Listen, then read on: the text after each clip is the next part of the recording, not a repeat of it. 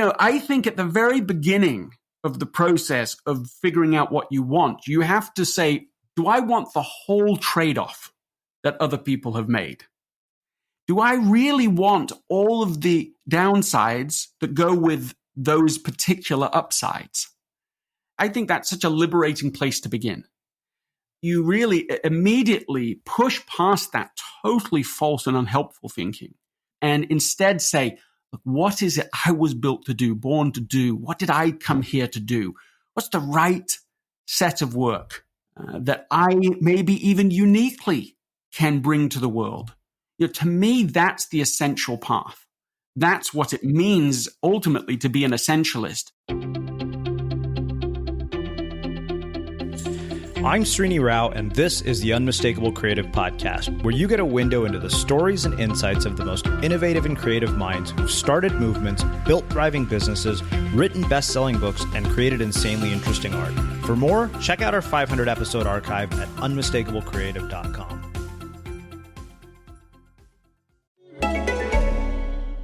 Holiday season means stocking up on some essentials like decorations and an ugly sweater. With the Bank of America Cash Rewards credit card, you can choose to earn 3% cash back on online shopping. The essentials have never felt more rewarding. Visit bankofamerica.com/more rewarding to apply now. Copyright 2020 Bank of America Corporation. One gift that never gets returned? Trick question. It's 3 gifts: beer, wine, and spirits. And with Drizzly, you can send the gift of drinks right to your loved one's doors. Drizzly lets you compare prices from local liquor stores on a huge selection of beer, wine, and holiday spirits, then get them delivered right to that lucky someone's door in under 60 minutes. And right now, Drizzly is giving customers $5 off their first order. Just enter promo code JINGLE at checkout. Download the Drizzly app or go to drizzly.com. That's DRIZLY.com. Capital One is using a serverless streaming architecture to enable real-time analysis. So if you have a higher tip than usual on a restaurant order, Capital One's intelligent assistant automatically reaches out when the charge is spotted to make sure you really mean it. Making banking better by building great customer experiences at scale. Learn more about how Capital One is using cloud-native architecture to feel the future at CapitalOne.com/cloud. Capital One, what's in your wallet? Limitations apply. Capital One Bank USA, North America. So I want to tell you about a new podcast called Future Positive, a podcast from the people at XPRIZE. This month, they're exploring artificial intelligence for good. Topics include how AI can help preserve indigenous languages, AI and self-driving cars, and how smart food systems will transform the way that we eat. They bring together big brains from all backgrounds to talk about the biggest challenges we face and the innovations that will have a positive impact on our futures. Expect insightful conversations with people that are changing the world from AI to climate change. If you love the guests in the Unmistakable Creative, I think you'll love the insanely interesting people on Future Positive. Listen and subscribe to XPRIZE Future Positive podcast today, wherever you get your pods. Greg, welcome to the Unmistakable Creative. Thanks so much for taking the time to join us. It's great to be with you. It is my pleasure to have you here. So I have been, as I was saying before we officially hit record here, a huge fan of your book, Essentialism, The Disciplined Pursuit of Less. It's one of those books that I return to over and over again. I think it's in the same vein as Cal Newport's work, deep work, but I think it really sets us up to focus on the most important things in our lives. But before we get into your work around essentialism, I want to start by asking you, what did your parents do for work, and how did that end up shaping and influence the choices you made throughout your life and career? My father was an entrepreneur. He ran his own small carpet and upholstery business. That was for the majority of the time I was growing up, and before that was in sales. My mother was a full-time stay-at-home mom, and then later did respite care. I think that one way that shaped what I've chosen to do is that very early on, I wanted to be entrepreneurial myself.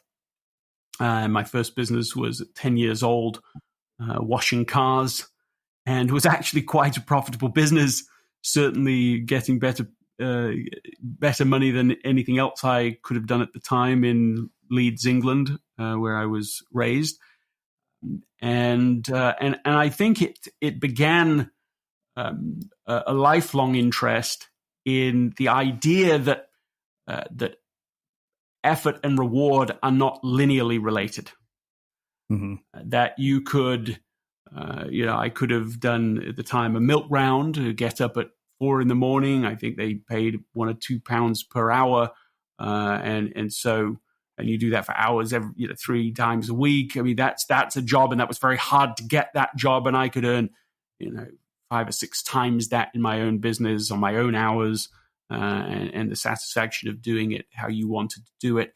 That was, an important contrasting moment. And again in my life, I have tried, no matter how complex of a situation I was faced with, whether I'm consulting at Apple or indeed writing Essentialism, whatever I'm trying to build, I tend to go back to that first entrepreneurial experience to just remove all of the unnecessary complexity. Who is your customer? What are you doing for them? What's the major competitor they could go to? These simple questions cut through the clutter, and I think have helped me to be able to be useful to companies that I have worked with, and also individuals that I've tried to apply those lessons to. So I want to come back to this idea of effort and reward. One thing I wonder is, did your parents, as you were growing up, encourage and nurture this entrepreneurial instinct? And also culturally in the UK, what did you notice as differences in sort of the narrative around choosing entrepreneurial careers versus America? Because I know, I've talked about on the show before, Indian parents are like, hell, you're going to become an entrepreneur, go become a doctor, lawyer, engineer. And I know you were actually headed to law school at one point.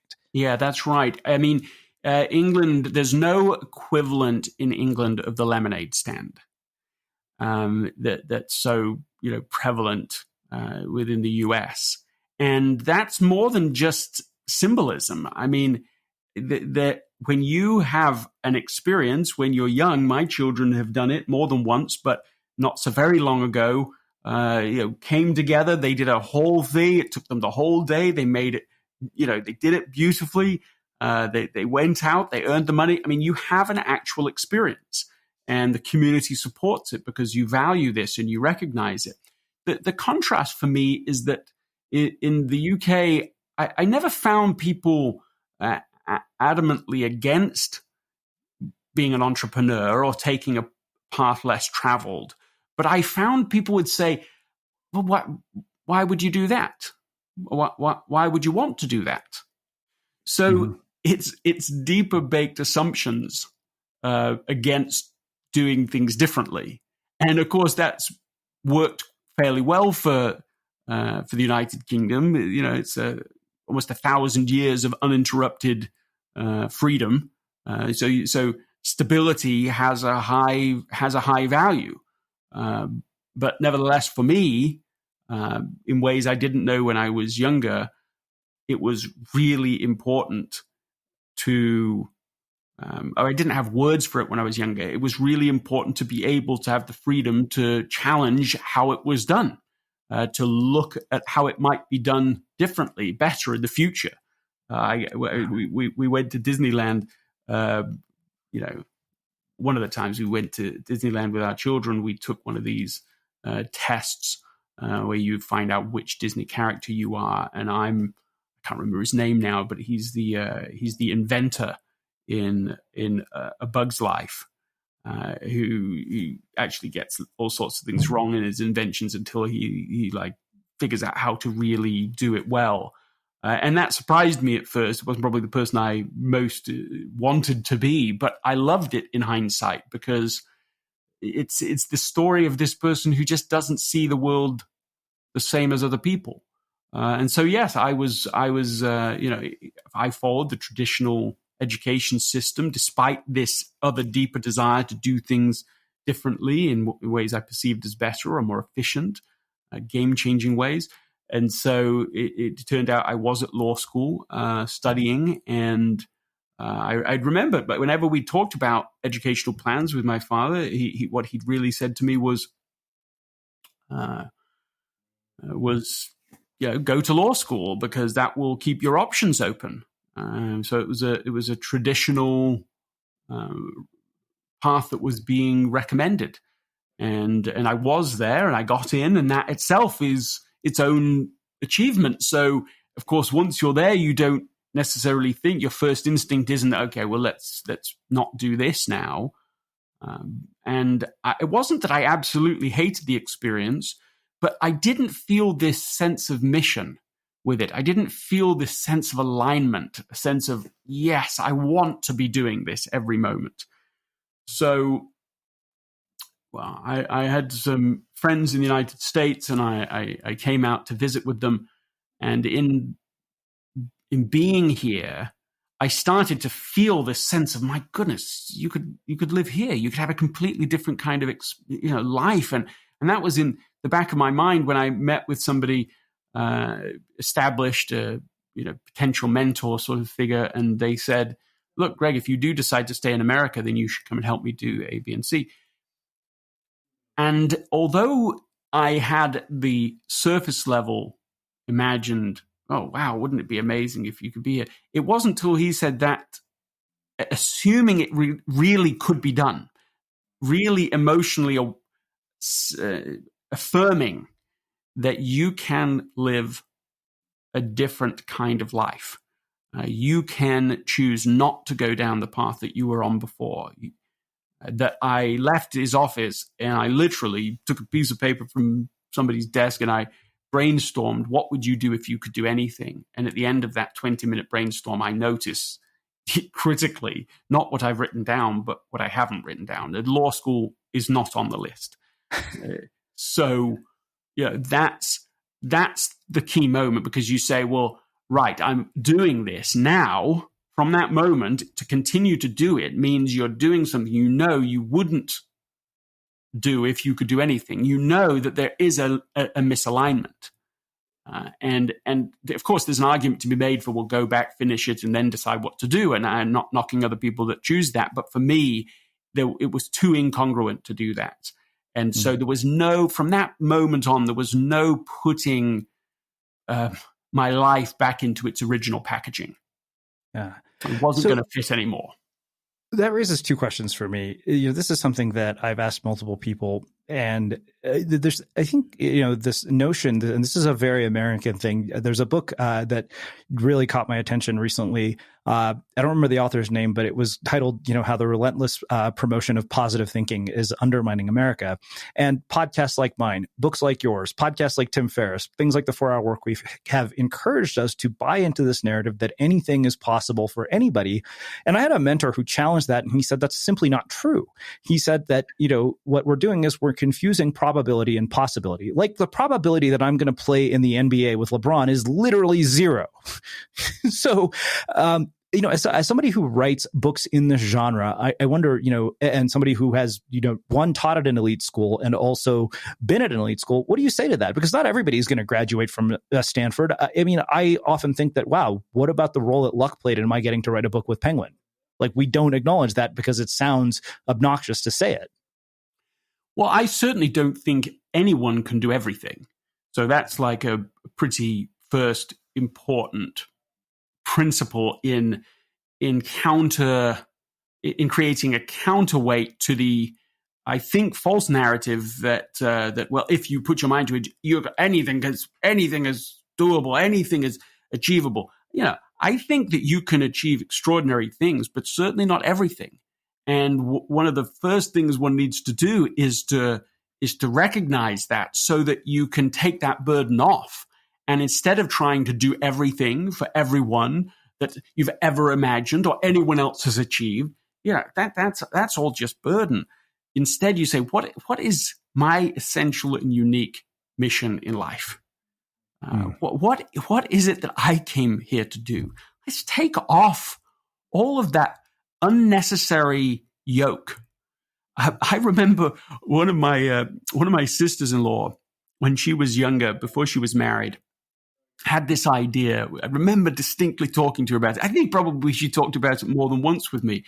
She was searching for her future husband, and she wanted her husband to just be as athletic as this brother. That wasn't me. As funny as this brother. That was also not me. As I think she was like, as intellectual as you are, which wasn't even such a compliment. And on it went. That's all she wanted. She just wanted the best of everyone that she was close to. That's what she was looking for.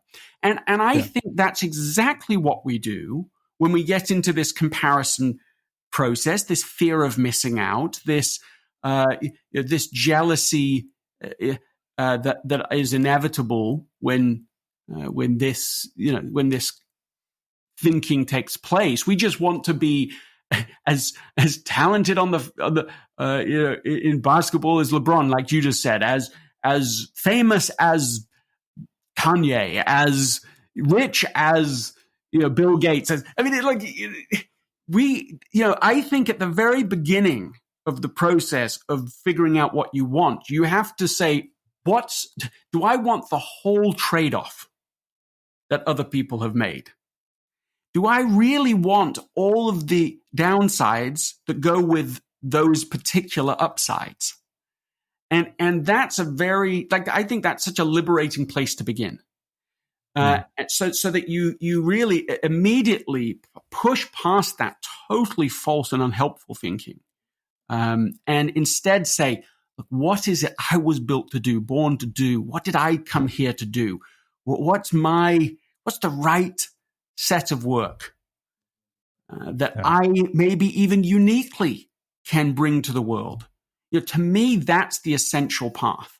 That's what it means ultimately to be an essentialist. It's not just to do fewer things better. It is that. But at a deeper level, it's to do the few things you are really supposed to do. And so life becomes figuring out what that is, eliminating what it isn't, and trying to design a life that makes it possible, doable, even easy to go down that path. So to me, that path is achievable. That path is something that is not just a peripheral thought. I think it's the very work of life. That it brings two things to mind. I had a mentor who started working with me when we rebranded. We started out as this podcast for bloggers. He came to work with me in 2013, fundamentally changed the entire direction of my life. And he said, I remember, I think a month into working with me, I'd been doing freelance work where I was, managing social media for a pro surfer. I'd helped somebody market a book. And he said, do you want to be doing any of this in 5 years? And I said, no. He said, then stop doing all of it now. And I was like, wow. And then, we had Justine Musk, Elon Musk's ex-wife here. And, I'm glad you brought up sort of the trade-off thing, because she said, when I asked her, I said, what is it that we don't? She said, people don't see the amount of work that actually goes into these accomplishments. She's like, it's one thing to believe that these people work hard, but she said these kinds of accomplishments often come literally at the cost of everything else in your life. Exactly. So next time you feel jealous of somebody, just say, do I want the full trade-off? Now, that's not an excuse to not fulfill the mission you have within you, but it should be enough to interrupt this hero worshipping, this berating of self when our life doesn't look like somebody else who's made completely different trade-offs in order to achieve what they've achieved. I remember when I was first, writing Essentialism, maybe it had just come out, and I could see so many of my colleagues maybe writing a second book, or they would have a whole coaching business, or they're just doing all sorts of interesting things. And the pull within me at times to do those things was real. But then you go forward a few years and you just go, yes, but I have loved these trade-offs. I pick these trade-offs again. I pick that I've been able to be singular about this subject that matters so much to me. I pick that it's kept me, honest about spending time with my own family. One of my things I've done recently, and it's grown out of essentialist thinking, is that at 5 o'clock at night, so even in COVID times, at exactly at 5, I leave the office, my office at home, and I announce loud to the whole family what time it is. So if it's 4:59, they know it. If it's 5 03, they know it. And it's this accountability moment. I love these trade-offs. I love that what has followed this set of trade-offs is that it is literally true that my children are best friends with each other, and that I am too, and that my wife is as well, that we genuinely want to be together. That only can happen through day in, day out trade-offs. And so you've got to, how would you say it? You've got to want what you really want. So I think this will actually make a perfect jump off point for getting into essentialism. So you have this moment, where you get into law school, but what you say is that you don't feel a sense of mission or purpose. And I think there's so many people who don't feel that, in moments just like that, but unlike you, they don't act on it. Why not? I don't think that it's really it doesn't feel possible to them. It might be logically true that they could do something different, but emotionally, it doesn't feel true. And for me too, I have a lot of compassion, because for me, I had to be in a different continent, different country, talking to somebody new I'd never even talked to before, giving this outside perspective in an outside place, to suddenly feel emotionally possible. Oh, I could do it. And this after a lifetime of maybe trying to take a different path anyway. So I'm very sympathetic to the challenge that's at hand here. And I think that when people think of it, they're pulled towards a sense of, I want to do what's a sense, purposeful for me. But the counterweight is, the amygdala and the fear reaction that's in our brain whenever we try to make a big change. So what I would encourage people to do now, with a few years of hindsight, having studied this and looked at how people change and don't change, is to go so small, so simple, so easy, you can't fail. So literally you say, okay, right, you're in this job you don't really want to be in, you're in this place you don't want to be, whatever, right? So it's quite dramatic things somebody could wake up to. Don't worry about all of this. Take 1 minute a day to research something you actually do want to do, to study what a career in that would be like, or to look at, what an entrepreneur's business would be like. The tiniest thing. And in this way, I think you can almost trick the amygdala. You can get around the fear response.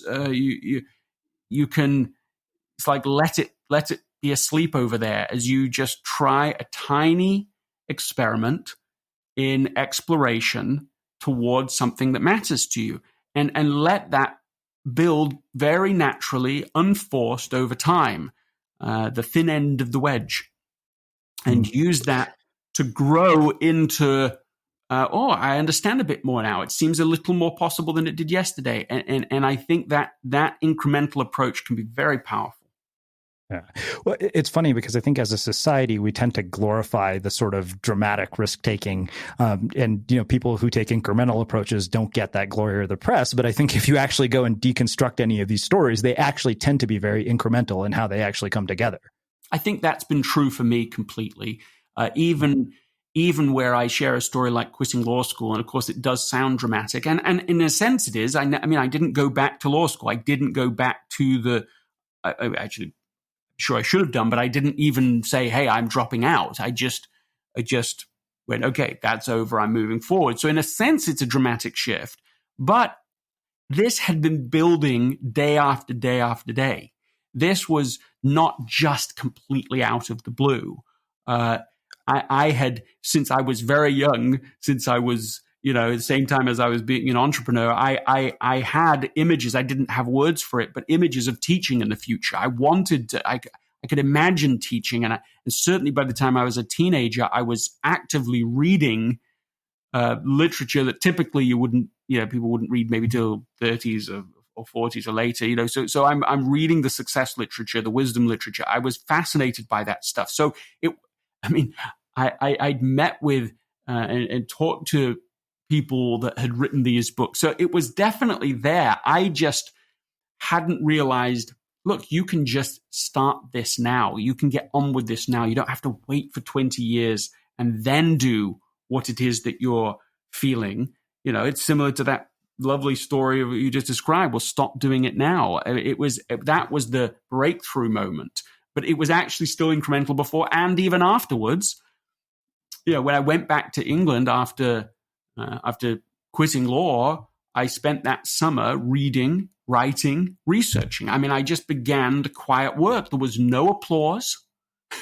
There was no social media at that time, so there wasn't even that kind of instant thing where you could start microblogging. Even the internet, as we think of it, basically wasn't around. So I just started reading, writing, willing a new kind of life. And it's been this great adventure. I love as much today. I got up early this morning and was writing and researching. I'm working on a new book now. And I enjoyed that as much today as I did these more than 20 years ago, researching and writing then. This is discovering the thing that does feel so natural and really actually easy for you compared to how it is for other people. This is one of the good tests that you're getting closer to what your unique and highest contribution is. You're ready to get back into yoga, so you ordered the essentials, a non-slip mat, yoga blocks to keep balance, and an exercise ball. And you used your Bank of America Cash Rewards credit card, choosing to earn 3% cash back on online shopping, or up to 5.25% as a preferred rewards member, which you put towards the cost of your most essential yoga gear, noise-canceling headphones. Apply for yours at bankofamerica.com/more rewarding. Copyright 2020 Bank of America Corporation. So this has been a really tough year for all of us with everything that's been happening in the world. And in the 10 years that I've been working on Unmistakable Creative, there have been epic highs and unimaginable lows. But it took me years before I realized that it was okay to ask for help. Whether you're trying to build something or dealing with problems in your personal life, we could all use someone to talk to. And that's where BetterHelp comes in. BetterHelp Online Counseling offers licensed professional therapists who are trained to listen and help with issues including anxiety, grief, depression, self-esteem, family issues, and much more. All you have to do is fill out a questionnaire to help assess your specific needs and then get matched with your counselor in under 48 hours. You can easily schedule secure video or phone sessions, plus exchange unlimited messages to communicate with your therapist at your convenience. And everything you share is confidential. And if for any reason you're unhappy with your counselor, you can request a new one at any time for no additional charge. Join the 1 million plus people who've taken charge of their mental health with the help of an experienced BetterHelp counselor. BetterHelp is an affordable option, and our listeners get 10% off your first month with the discount code Unmistakable Creative. So get help today at betterhelp.com/unmistakable creative. Talk to a therapist online and get help. What if you could forget about vacuuming for months at a time and still keep your house clean without lifting a finger? Sounds like a futuristic dream that's too good to be true. Well, it's not, because that's exactly what the Roomba i7 Plus robot vacuum does. I've been using one for months, and as a person who was traumatized by my mom's incessant need to keep our house cleaner than Buckingham Palace while I was growing up, having a robot that does our vacuum is so cool. I wonder how I ever lived without it. And the carpets where I live are so spotless that even my mother would be impressed. Powered by iRobot Genius, the Roomba i7 Plus robot vacuum is smarter than ever, learning where and when you normally clean and suggesting personalized schedules so you can focus on everything else. Plus, during allergy or pet shedding season, it can suggest extra cleanings to keep your house tidy year-round. The Roomba i7 Plus robot vacuum can clean specific messes for right when they happen, so if you're racing out the door and notice crumbs under the kitchen table, you can use the iRobot Home app or Google or Alexa voice assistant to tell your robot to immediately clean that spot and consider it done. To learn more, go to iRobot.com/unmistakable.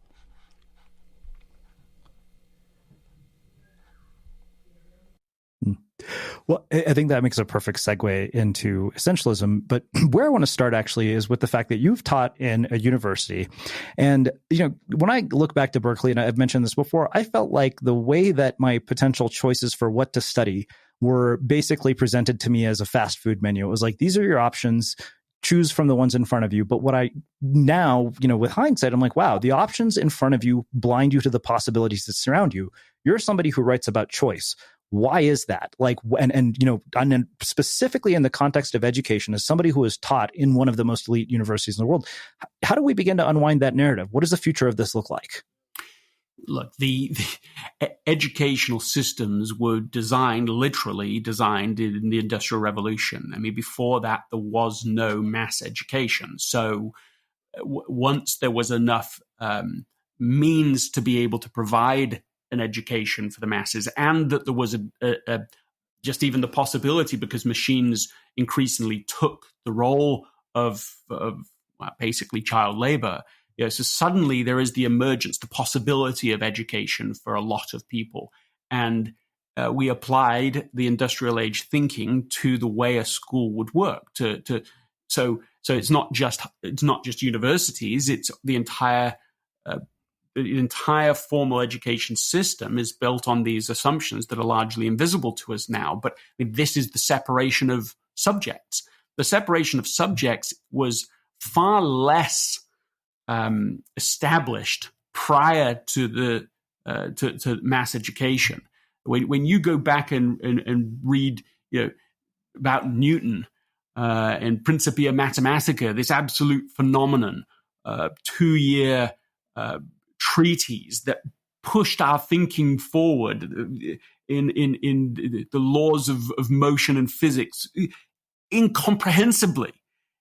He didn't do it in any way that remotely follows how a traditional education experience would be.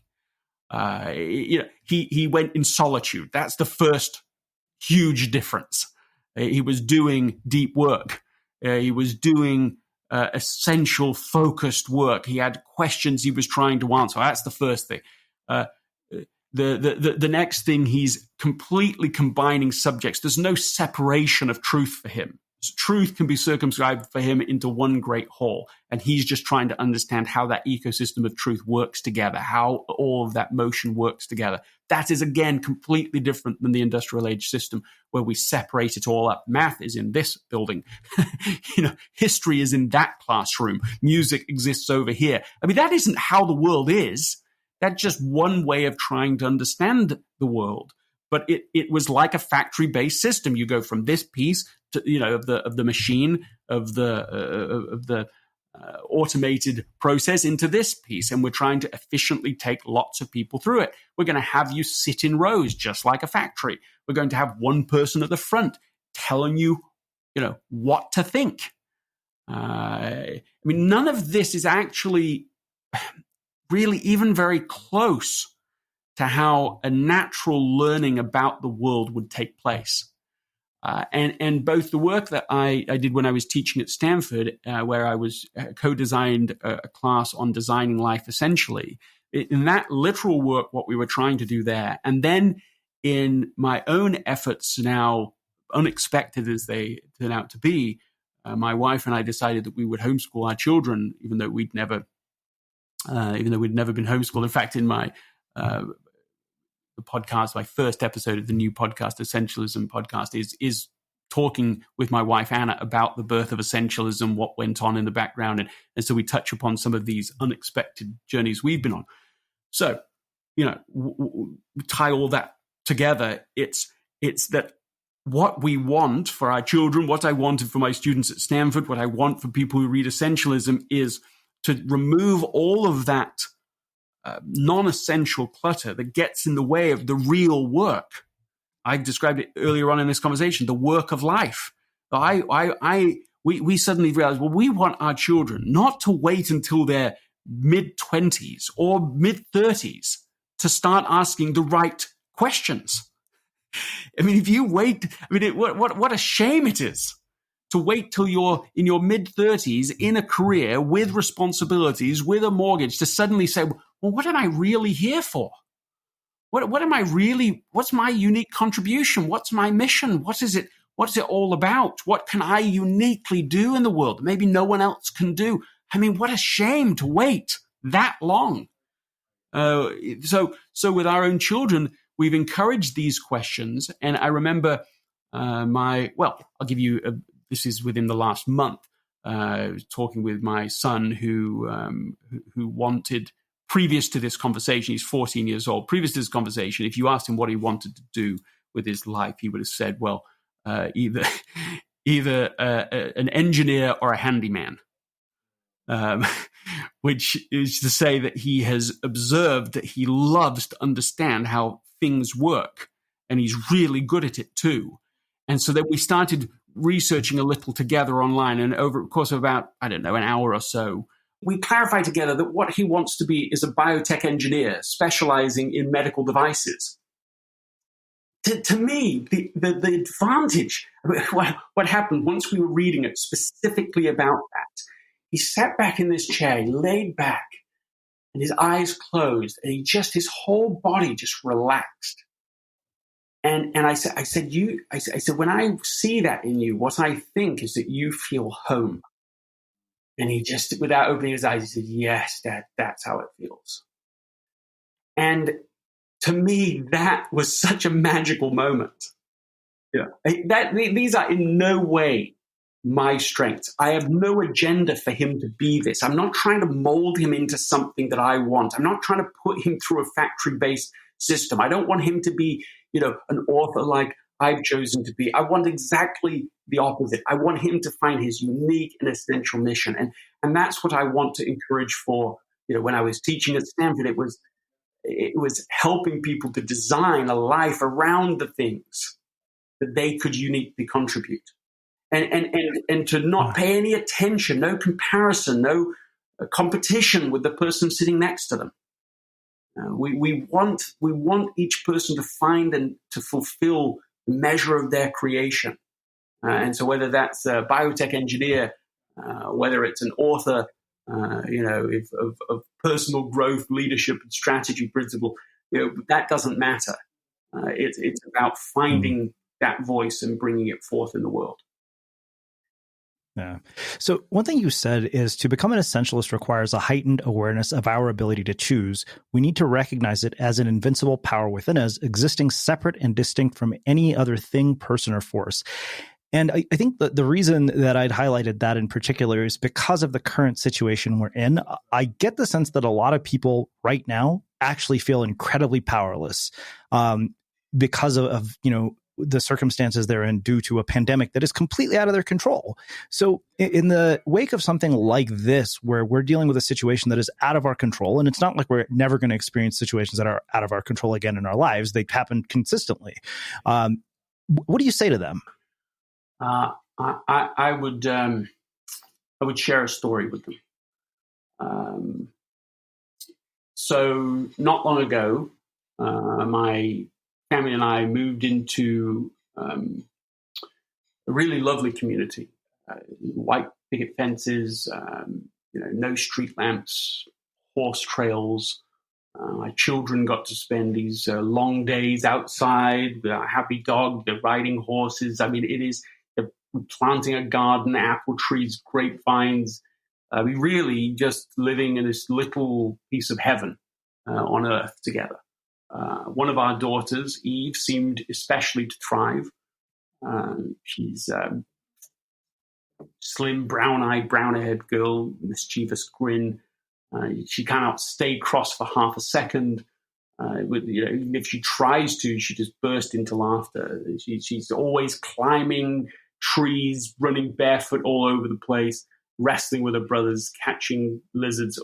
This is her life. Reading books, animated all the time, writing in a journal, animated, scintillating conversation, just punctuated with laughter all the time. This is Eve.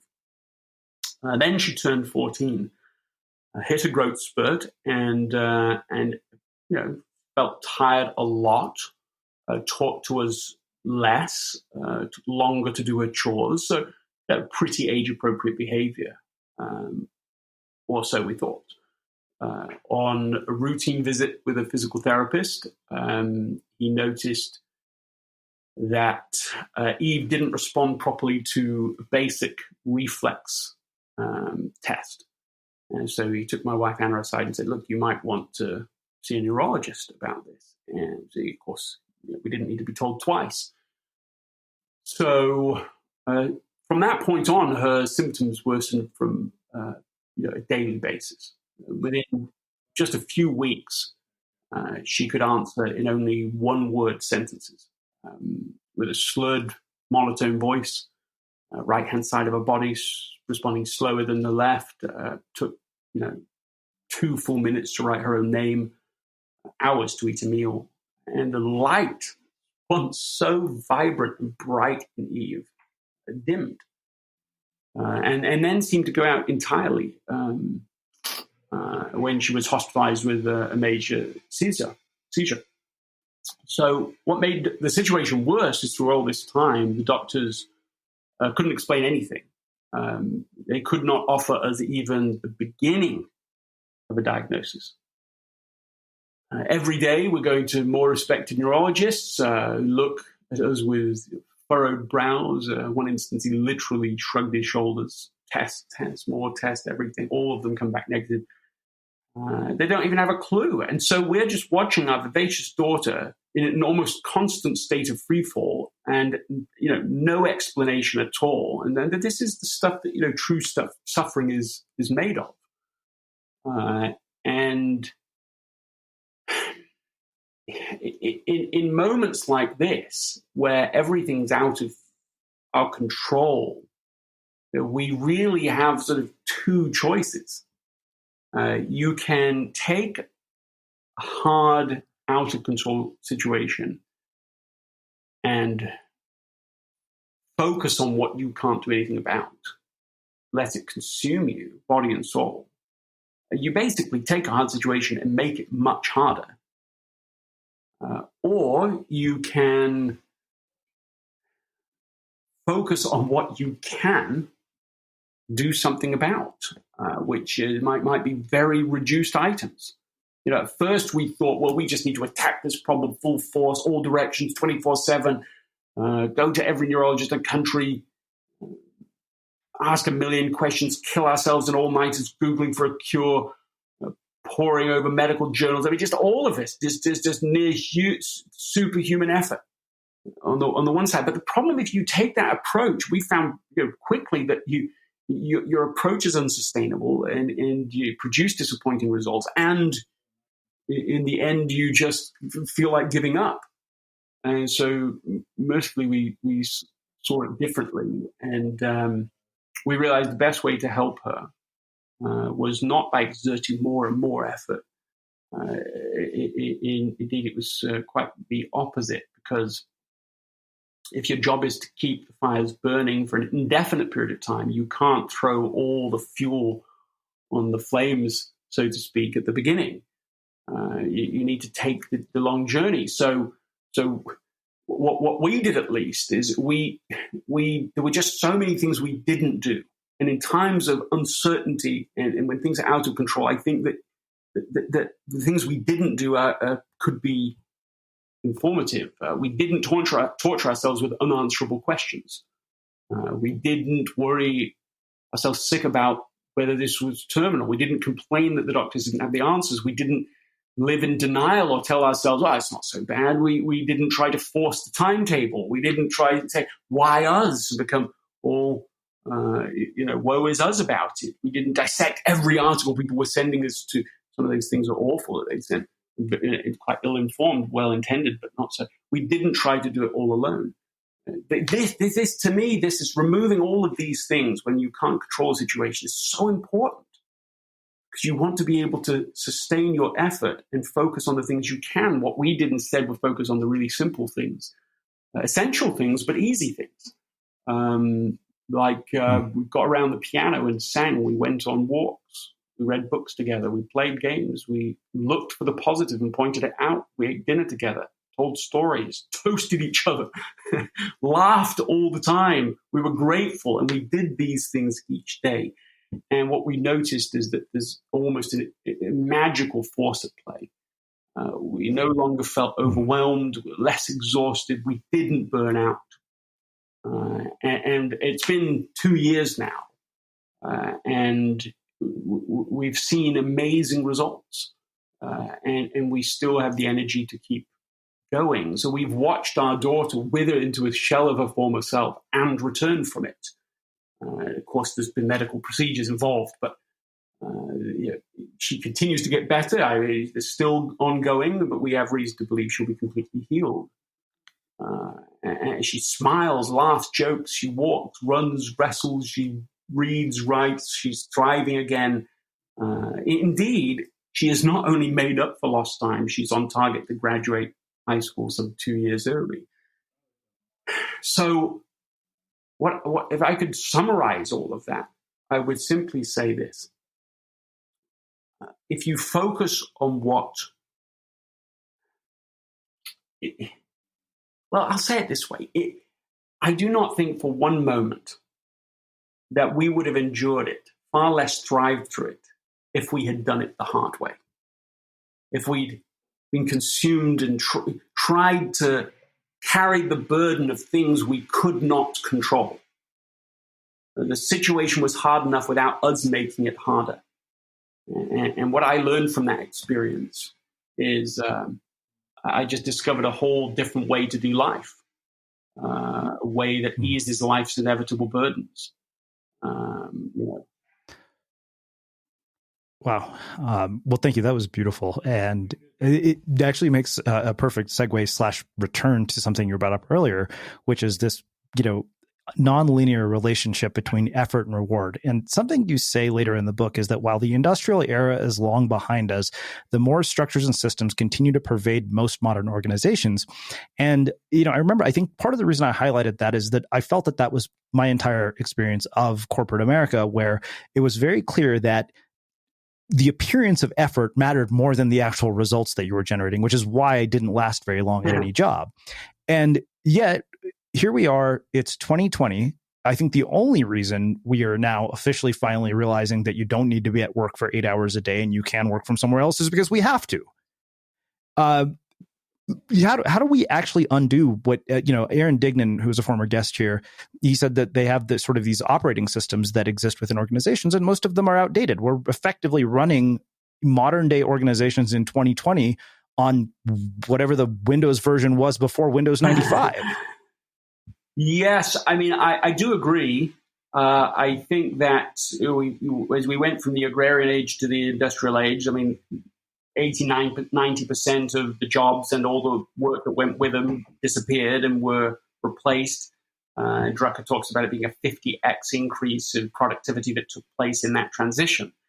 He said the big challenge of our times, of this new age as we go from the industrial age to a knowledge age, is to again remove all the old systems and create a new system that again increases productivity by 50x. Now, since he laid down that gauntlet of I suppose we haven't achieved it.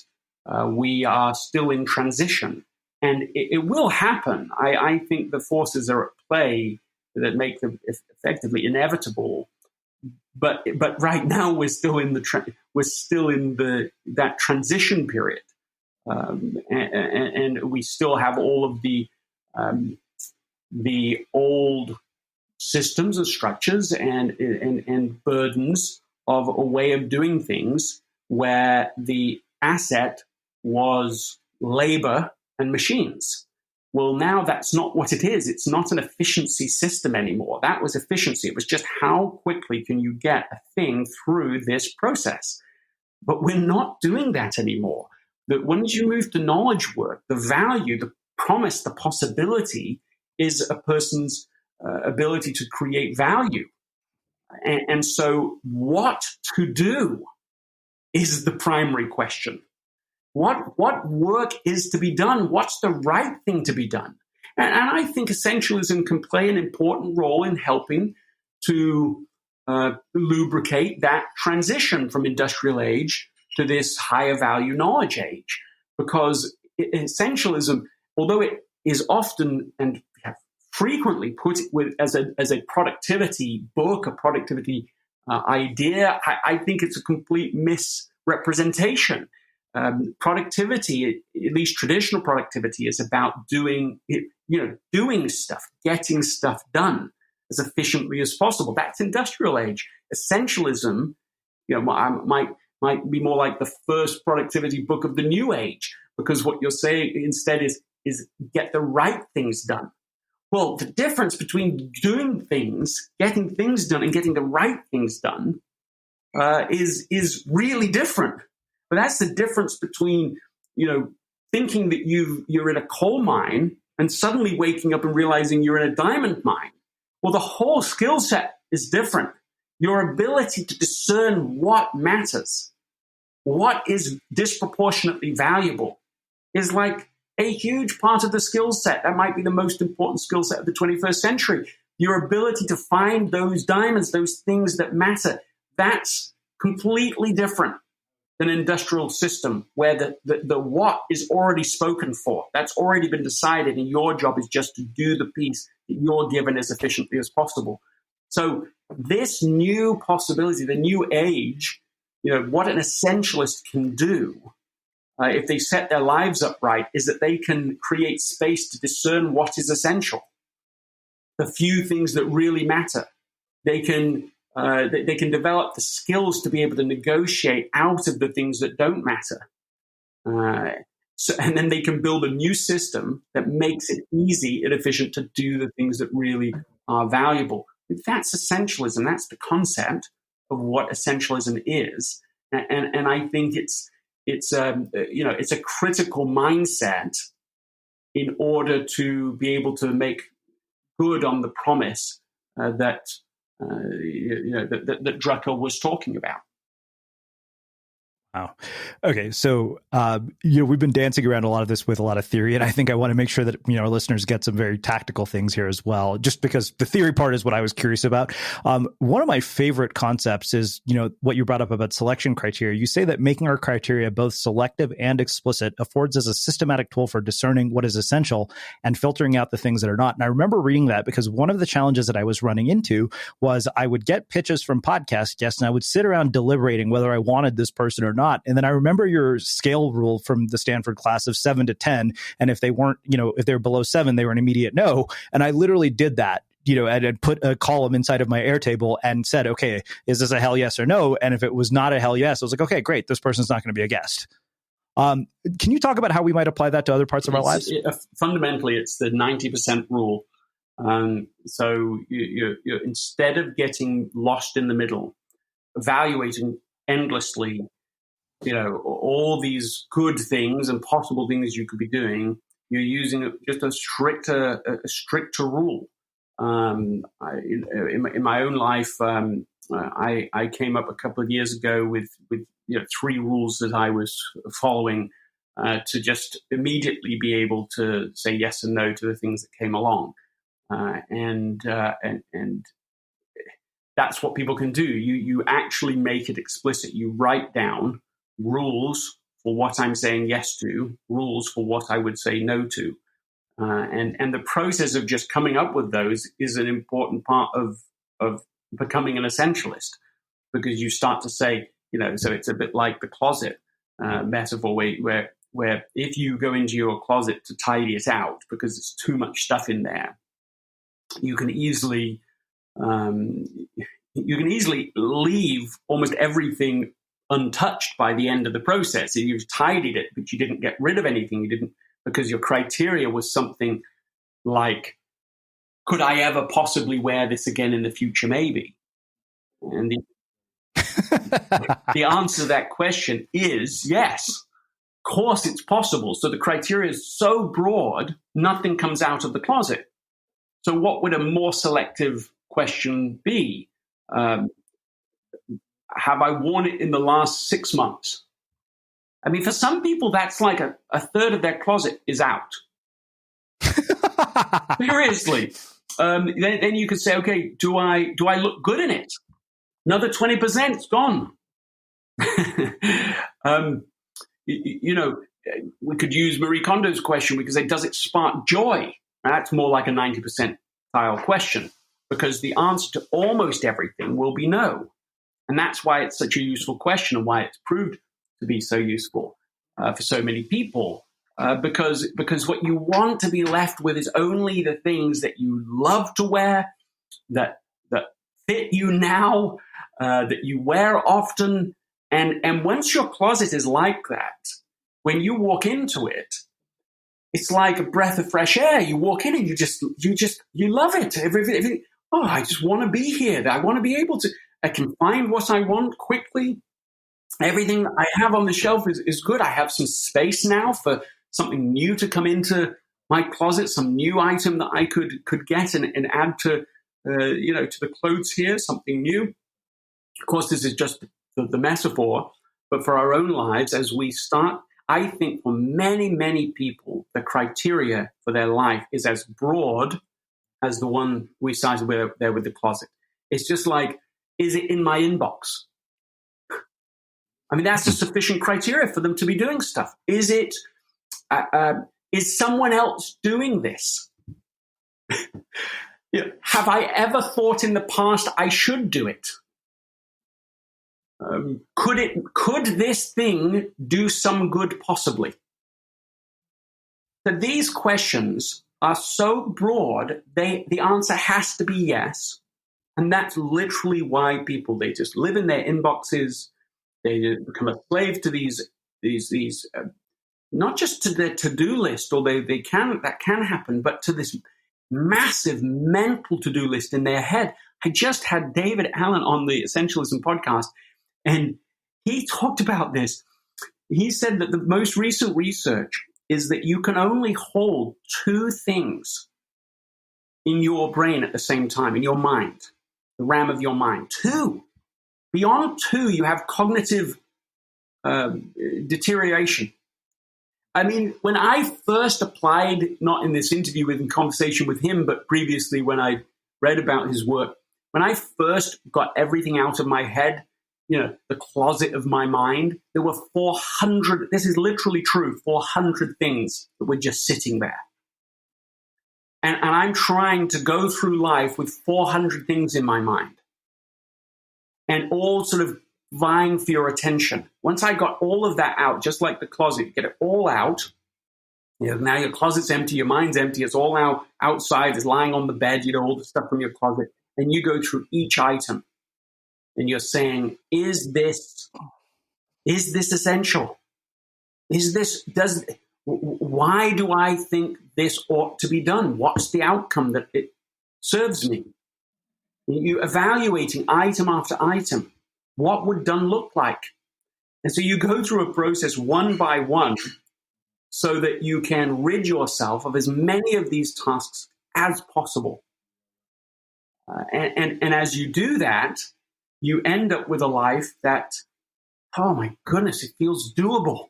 It's not so burdened, not so heavy, because we're just doing the things that really, the right and correct path for me. Now, this all sounds so idealistic, I know that, but we've got to get clear about what the definite yeses are for us. Because if you don't have a point of view, you can't advocate for yourself. You can't lead your way on the team you're currently on, or your business down a path that is one that you want to be on. And so, yes, you can't just go from point A to point B. I know what is 90% yes for me, and now I'm going to say no to everything else immediately without consequence. No, you can't do that. But neither can you live a life full of just the 90% and above essential work if you don't know what it is, if you haven't done any selective evaluation. And so as with the closet, as with the mind, so with all of the decisions in your life, you start to look at it not through a dark lens of non-essentialism, which lies to us and makes us believe that everything is of equal importance. We take off that lens. Essentialism isn't putting on a lens, it's taking off the funny glasses so you can see clearly. And suddenly, as you do that, you say, my goodness, hardly any of this stuff matters to me. It might matter to my neighbor. It might matter to so-and-so. It might matter to somebody online. It might matter to somebody on Instagram, but it doesn't matter to me. It might have mattered to me a year ago, but it doesn't matter anymore to me. And as we discover that, we're suddenly liberated from all of these heavy layer upon layer of expectations that no longer serve us. And Wow. we're free to move forward. Wow. So it's funny because I realized I could talk to you for another 2 hours based on how much more depth there is in this book. There's one other area that I want to ask you about. You talked about both commitment traps and boundaries. And in the interest of time, I think the one that I want to focus on is boundaries. You say that boundaries are like the walls of a sandcastle. The second we let one fall over, the rest of them come crashing down. And, it's funny because I think that I remember writing an article about this after working with a dating coach. I said, if I could go back and find one pattern between all of my relationships, it was a complete lack of boundaries. And the fact that I would spend money that I didn't have to, out of fear that the relationship would end, do things I didn't want to do. And I saw that had actually played out in virtually every other area of my life. Like I had no boundaries with my mother. I think the thing that I wonder when it comes to boundaries is people often fear communicating their boundaries out of rocking the boat. And sometimes they communicate the boundaries and the response ends up being negative. And they're like, shit, I'm not doing that again. Yes. I think that, we have to begin any conversation about boundaries with an awareness that we live in a world of trade-offs. There's no path that you can choose X where you're not also saying Y, it was saying no to A, B, and C, right? Everything is a trade-off.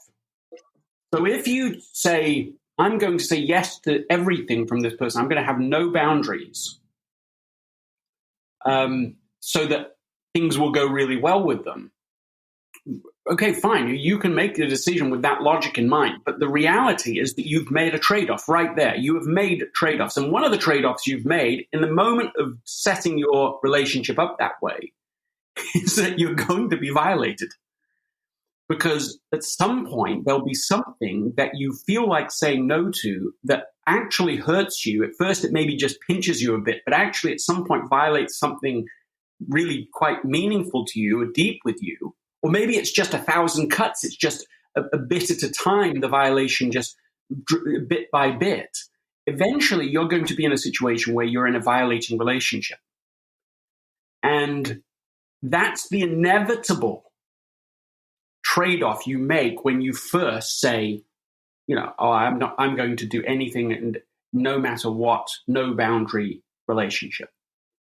And so this is what I want to encourage people to remember about boundaries, is that you're not making a choice between, well, do I keep somebody happy or do I cause a problem in this moment when I'm going to have a boundary?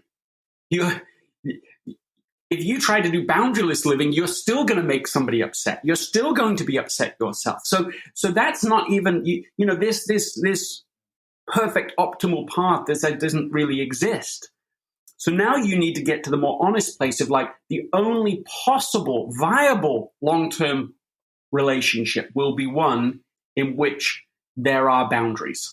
Healthy boundaries, yes, some give and take, yes, some flexibility. But for sure, there will be boundaries. There will be things that work for you and don't work for you, things that work for them and don't work for them. And if you can find enough overlap between those things, then you can maintain a relationship. If you can't, then there isn't a relationship that can be sustained. It will ultimately discombobulate. And so it will be in a really damaging way. Let me give you a positive version of what I'm describing here. So I was just I just reached out to her again, but years ago I'd spoken to a woman named Cynthia, and she said that she told me a story of when she was 12 years old, and her father and her had planned this whole trip to San Francisco together. And they had been anticipating it, looking forward to it for months. They would talk about, it was going to be so fun. Every part of it was designed. Her father was going to be at a conference through the day at the hotel. Then she was going to meet him, early evening. and they were going to spend the entire rest of the time together. They were going to go to Little China and eat food there. They were going to go to the movies, catch a flick. They're going to go swim in the pool at the hotel. His dad was famous for going in even after hours and going to swim. And they're going to go back to the hotel, watch another movie, get ice cream sundaes. I mean, the whole thing had been designed and imagined, and they were looking forward to it.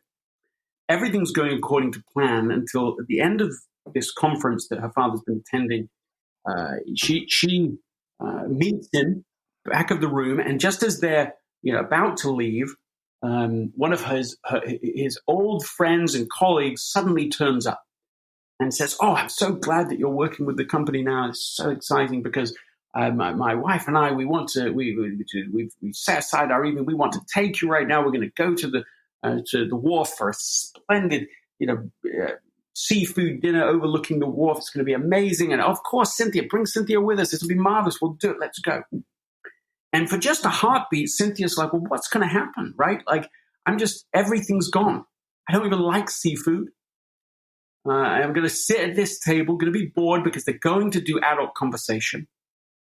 And just in this moment of, anticipatory loss, she says, her father says, "Oh, that would be so great to be with you and to do that, but not tonight.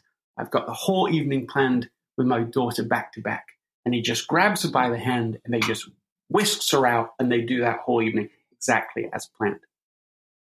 It's poignant that Cynthia is talking about her father. Her father is Stephen Covey, who wrote 7 Habits of Highly Effective People. It's an evidence of a moment where he was really living what he was teaching. He was an essentialist by a different name. And she was telling me this story just after he had passed away. So literally this moment had lasted now more than a lifetime. And in that story, boundaries are at play.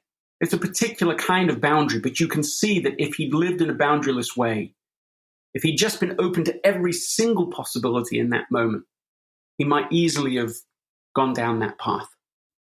Instead, he put what was essential first. The priority in that moment was clear. He stayed with it. He maintained that boundary, and he was able to live his life according to it. Having boundaries, especially if we develop them clearly, so we know our boundaries really are protecting only the most essential things, can be enormously valuable in living a life that really matters.